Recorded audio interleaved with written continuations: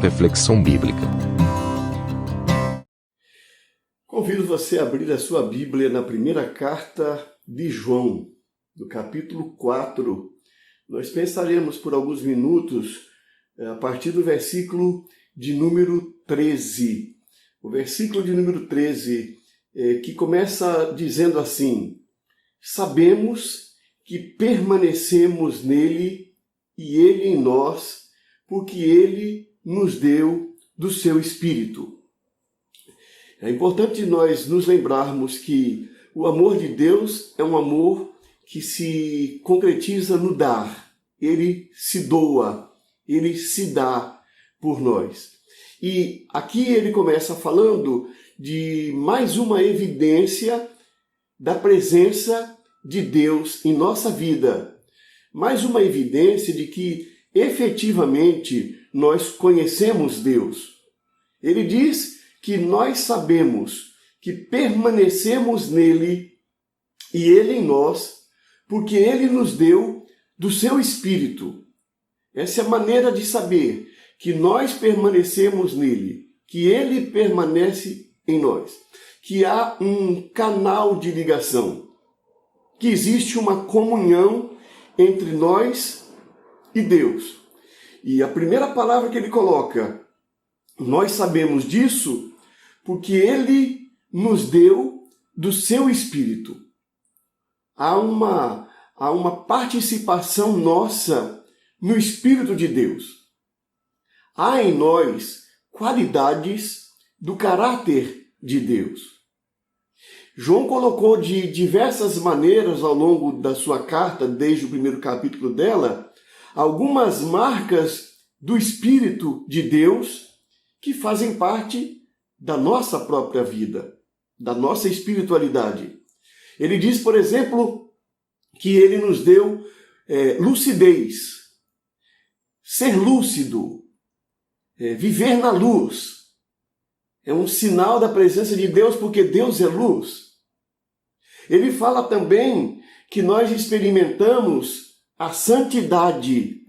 E eu repito sempre que santidade é uma palavra do vocabulário sacerdotal, da linguagem sacerdotal, que pode ser entendida à luz dos textos do Velho Testamento, principalmente, como sendo saúde.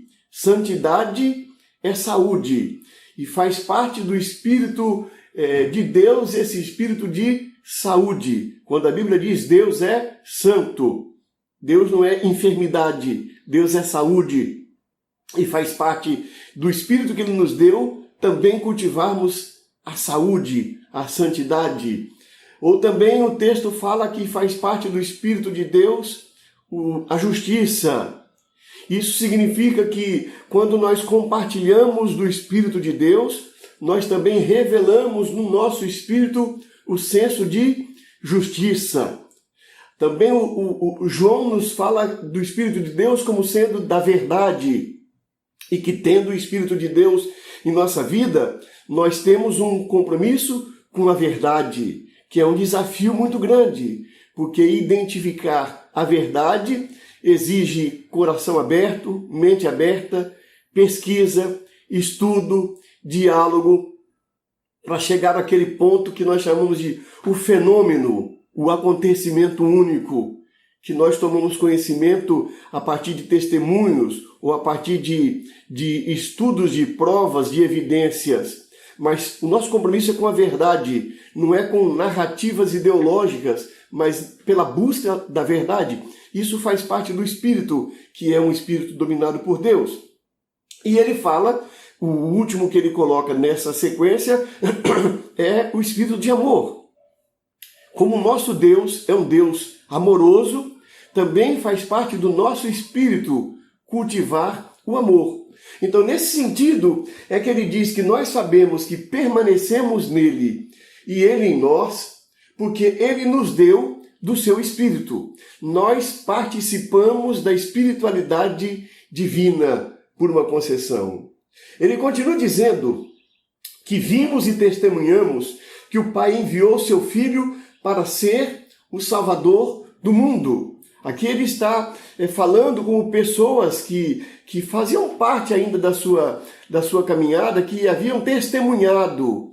E nós podemos pensar nisso não somente do ponto de vista literal, vimos e testemunhamos, é literal na experiência deles, e para nós hoje, pela fé, pela confiança, por toda uma história daquilo que Jesus fez na vida de milhões de pessoas e continua fazendo, nós entendemos e cremos, e vimos e testemunhamos que o Pai enviou o seu Filho para ser o Salvador do mundo.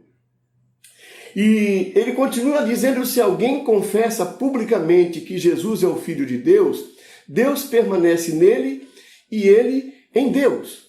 Aqui nós voltamos a uma palavra que ele já usou outras vezes e, portanto, não será demais que eu também use mais uma vez essa expressão, que é a ideia de se alguém confessa, não é? Se alguém confessa publicamente que Jesus é Filho de Deus, diz o texto, Deus permanece nele.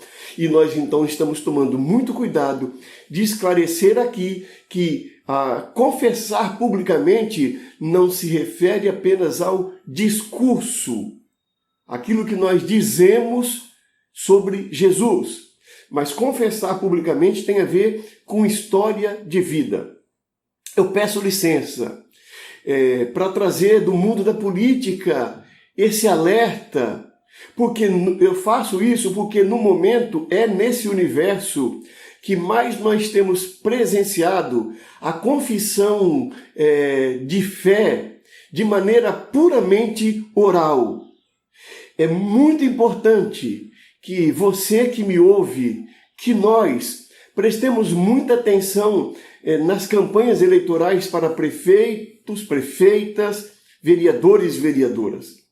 É importante que nós acompanhemos, porque nós temos que fazer uma escolha. O nosso sistema político eleitoral é meio complicado. Nós votamos em quem nós não conhecemos, que está longe de nós. Então nós acompanhamos a campanha. E quando nós percebemos na campanha, nós vemos as insinuações, o namoro com pastores, com líderes religiosos. Percebemos a presença da campanha de fachadas de igreja. E isso tudo para passar para você e para mim a impressão de que aquela candidata, de que aquele candidato, eles são pessoas que são tementes a Deus. São pessoas que respeitam a Deus. São pessoas que publicamente confessam a Deus. Porém, nós já somos experimentados em campanhas políticas. E nós também já conhecemos um pouco das estratégias de marketing de política.